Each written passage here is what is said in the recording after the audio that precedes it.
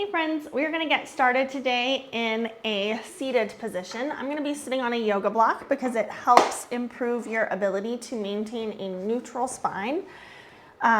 If your hips are a little bit tight or you maybe don't have enough mobility at your hips to sit pretzel style facing a wall and hinge from your hips forward, reach up the wall, and make sure you maintain that nice neutral spine in the back. So if you do this without the block, you might find that it's challenging to not round forward, and so the block just makes that easier. Without stall bars, you can grab the sides of a door frame. You can even just sit facing a wall and reach up a wall here. And so from this starting position, we are always working to find that best 3D postural correction for your curve. Things to think about include sitting with equal weight through your sit bones, making sure that your trunk is not going one way and your pelvis the other. So make sure that you're lining up nose and belly button. You've got equal weight through your sit bones.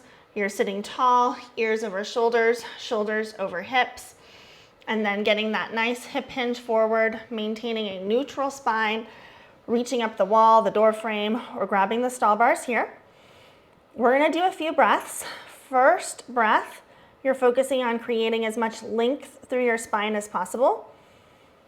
Inhaling, imagining lifting your rib cage up away from your pelvis without shrugging your shoulders up. And then as you exhale, keep that nice expansion, pressure, and tension. Another breath like that. Inhale, lengthen and expand. And then exhale, hold it right there. Keep that expansion, pressure, and tension. Keep going here. The goal is to find your best postural correction in 3D. So as you continue to breathe, we're gonna shift some attention to the concavities of your back. And so you're going to use your breath to try to create expansion out and back into those spaces. Inhaling, moving prominences forward and upward, concavities out and back. You should feel your core muscles engaging. Neck and face stay relaxed. A few more breaths here. Every breath in, you're creating more expansion. Every breath out, your muscles are working to maintain that expansion, pressure, and tension.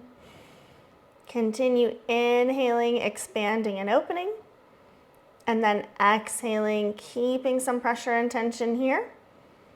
If you're holding on to something, and like the sides of a door or the molding around a door frame or a bar in front of you, on the exhale, you can add a little pull down to help you activate even more.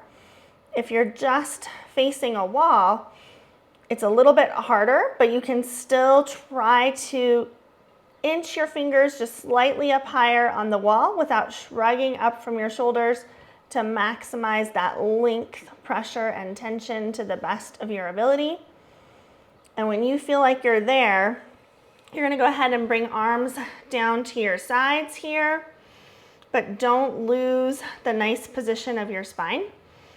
In a second, we're gonna stand up, but first we're just gonna try to do a few arm circles, keeping this nice neutral spine. So you can bring arms out to about a 45 angle here, 45-degree angle. And you can do some circles forward. Continue using your breath, expanding, maintaining that length and width throughout your spine. And then you can flip the direction on your circles and come backwards. As your shoulders start to get a little bit tired, you can take a break. The goal is not so much the movement, but maintaining the stable spine position while you move. So if you notice that you're collapsing into your curve or that you're shifting one way or the other while you're doing this, that's your cue to either take a break, make your arms a little bit lower, modify so that you can maintain that stability through your spine. All right, we're gonna come up from here and come into standing. And so we're gonna start by just finding that best standing position again. So always thinking about equal weight through your feet, making sure that your pelvis is underneath your trunk to the best of your ability, lining up nose and belly button. You can even check your hips from the front here for additional rotation. If you feel like you look down and your hips are not both pointing straight ahead, maybe you're a little bit turned one way or the other, you can adjust your pelvis. I like to think of this as headlights on a road. And so you're making that adjustment to keep your hips pointing straight ahead. And then from the side view, we're trying to line up ears over shoulders, shoulders over hips, hips over ankles. Sometimes we tend to be a little bit too much tilted forward. So you can think about your breastbone being vertical. You can imagine your rib cage like a bell, and that bell shouldn't be ringing forward or backwards, but should just be sitting nice and silently above your pelvis here. Once you've stacked these blocks, then you're ready for the next exercise.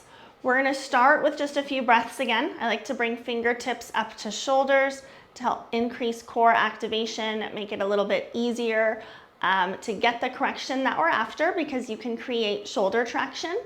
And imagine pushing your elbows out to opposite sides of the room, staying tall, staying wide. Take a few breaths in, inhaling, expanding, and opening through the concavities of your back. As you exhale, you're keeping that expansion, pressure, and tension. A few more breaths.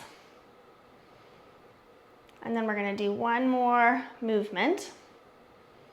This next one is a balance challenge. So you can do part, or you can skip and just continue to work on standing position. You might want something to hold on to. It just depends on where you're at in balance and lower extremity strength. And so we're gonna bring hands to hips. I'm gonna turn sideways so you can see here. We're gonna start by just coming up on one leg and coming back down. So this could be a place where you stay, is just trying to lift one leg up and then lower it back down without changing the position of your pelvis or your spine. If this feels okay to you, we can take this into a single leg deadlift or hip hinge motion, where you're coming forward, only going as far as you can comfortably. So you can see I'm not going super far myself, just because if you can't control that motion and you can't keep neutral spine, it's not really worth trying to go more with the motion. You're better off with smaller range of motion, smaller movement, until you can control and maintain that stability. So I'm gonna switch to the other side here. Trying again, finding just that balance point, trying to keep pelvis underneath trunk, spine nice and long and neutral. If this feels okay, you can try floating that leg out behind you, hinging forward, keeping spine neutral, pelvis level. Again, only going as far as you feel comfortable going, which may not be a huge amount, and that's completely fine, or it might not be at all, and that's okay too.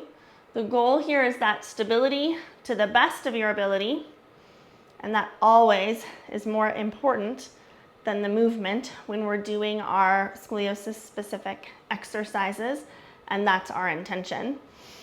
So I'm gonna pause, come back to standing, do another reset moment, make sure I'm in my best alignment, always checking that pelvis is underneath trunk, nose and belly button are lining up, you're standing tall, feeling that gentle core engagement here. Good job.